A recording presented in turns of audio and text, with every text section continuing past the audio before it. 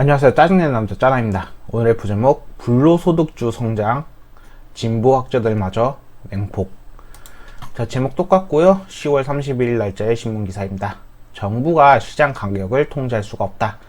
소득주도 성장이 아니라 불로소득주도 성장이다. 오 서울 중구 프란치스코 교육회관에서 부동산 정책이 어디로 가야 하나를 주제로 열린 심포지엄 현장은 문재인 정부의 부동산 정책을 비판하는 목소리로 가득 찼다.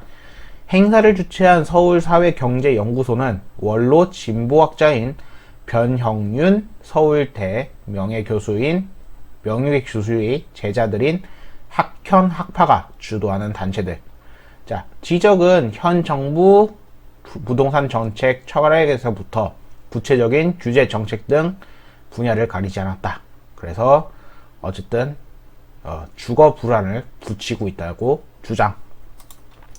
그는 주택 임대 시장은 저금리 기조의 신규 공급 물량 부진, 실거주 요건 강화, 임대차법 3등으로 시장 가격 상승 압력이 강하게 작용하고 있다라고 얘기하며, 특히 임대차 3법으로 시장 가격, 규제 가격, 협상 가격 등 3중 가격이 존재하는 상태다. 그래가지고 그렇게 해서 본격화되고 있다면서, 주택 공급 부진이 이어진다면 주택 가격이 단기적으로 안정화되기는 쉽지 않을 것으로 판단. 그리고 이 명지대 교수는 임대차 3법, 민간 임대 혜택 축소 등 그렇게 해서 결과적으로 전 월세 가격이 폭등과 같은 임대 시장의 불안정을 키웠다. 무리한 갭 투자 관행에 대한 규제가 시급하다는 지적도 나왔다. 서울시 자금 조달 계획서에 따르면 올해 기준 갭 투자 비율은 43.5%에서 양도소득세 강화와 대출 규제 등 수요 억제 정책에 대한 비판도 이어지면서, 이쪽 명지대 교수는 세금 인상이나 대출 규제 등을 통해서 주택 수요를 억제한 현 정부의 정책 효과가 일시적인 가격 안정화에 그쳤다라고 평가했다.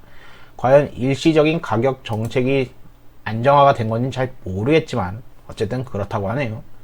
그러면서 결국 부동산 정책 실패가 시스템 리스크가 아닌 취약, 차주, 저소득자, 무주택자 등에 대한 피해로 이어졌다고 덧붙였다. 사실상 우리가 피해본 거 다 맞습니다.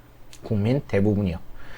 원 교수는 정부가 부동산 시장과 가격을 통제하는 데 한계가 있음을 인식해야 된다면서 시장에 대한 관점 전환을 촉구했다. 그는 부동산 가격 억제를 통해 국민에게 안정적인 주거 복지 환경을 제공할 수 없다는 것은 문재인 정부의 부동산 정책에서 배울 수 있는 중요한 교훈이다 라고 얘기했습니다. 대안은 불로소득 환수와 임대주택 공급으로 모아졌다. 그래서 무주택자와 생애 최초 구입자를 중심으로 저리의 공적 대출과 토지 임대부 주택을 확대하는 등 자가 보유율을 높이는 등 대안이 필요하다라고 했으며, 다른 교수는 이제 사회초년생인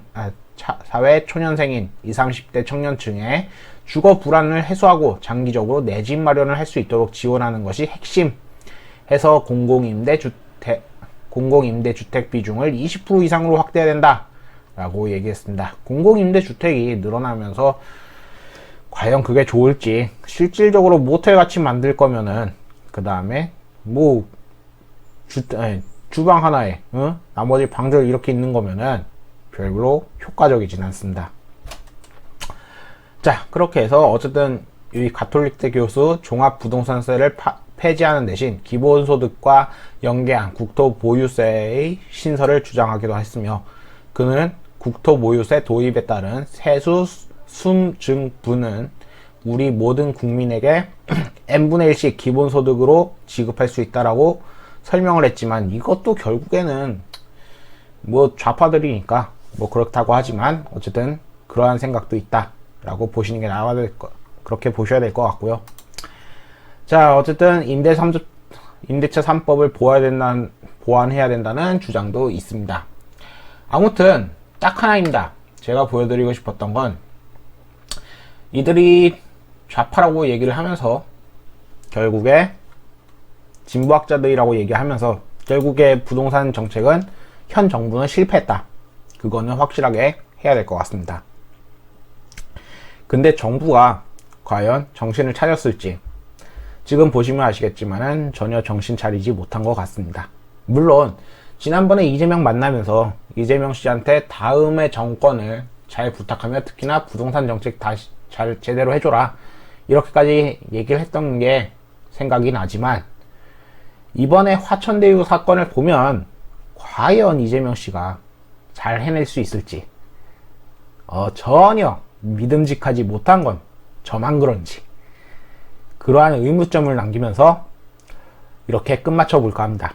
이 기사를 가져온 거는 진보 학자들마저 결국에 현 정권에 대한 비판이 있었다는 것이며 또한 다음 정권에서 이재명이 됐다라고 생각했을 경우에 과연 진짜 현 정부가 망쳐놨던 부동산을 다시금 세울 수 있는지에 대한 의문점을 물음표를 던져놓고 그러기 위해 이 영상을 찍게 되었습니다. 솔직하게 이재명 씨가 안 됐으면 좋겠지만 그럴 가능성이 높기 때문에 우려의 얘기를 하면서 영상을 찍는 것이고